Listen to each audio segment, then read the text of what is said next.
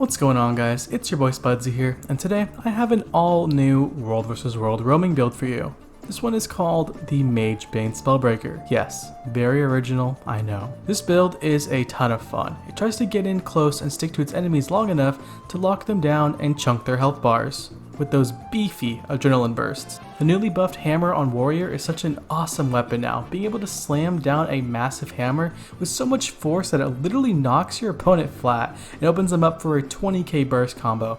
It just feels so good. There's just something about it. On top of such crushing blows coming from the hammer, we also have our second weapon, every warrior's favorite, a greatsword. A greatsword offers us fantastic mobility and massive burst damage in the form of arcing slice, our burst skill.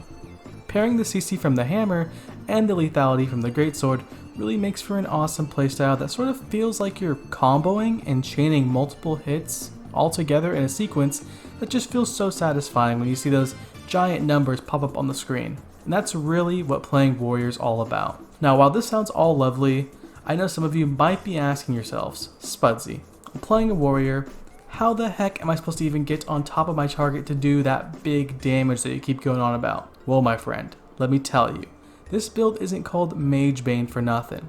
The trait is quite literally in the name.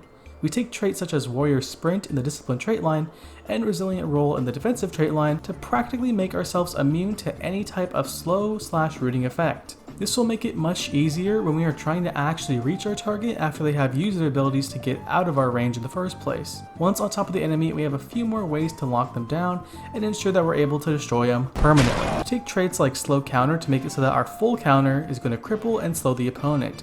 This actually pairs with our other trait, No Escape, allowing us to immobilize our target even further.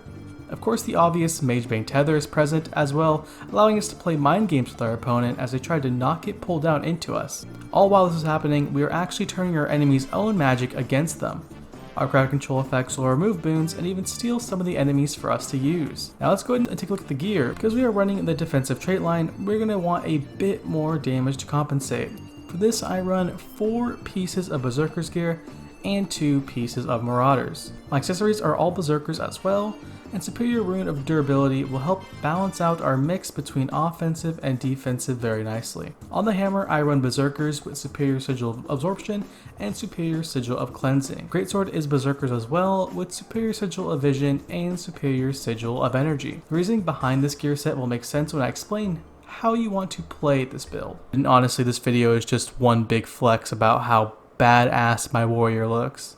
Just take a look at him, take it in. Start by engaging with your hammer. You're going to want to look for opportunities to CC your opponent so that you can hit them with your big burst abilities. Hitting hammer 5 into hammer 2, then immediately swapping over to greatsword and delivering a massive arcing slice is enough to heavily tip the scales into your favor.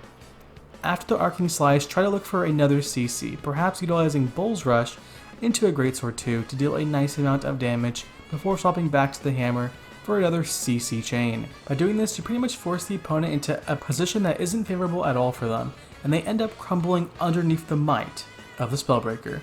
Look, I'm telling you, you're gonna feel like a complete badass on this build, because as soon as you hit a hammer 5 into a massive critical arcing slice, it's just gonna be amazing. Like you're gonna see that giant sword swing. You're gonna hear like a loud ass clank, like a.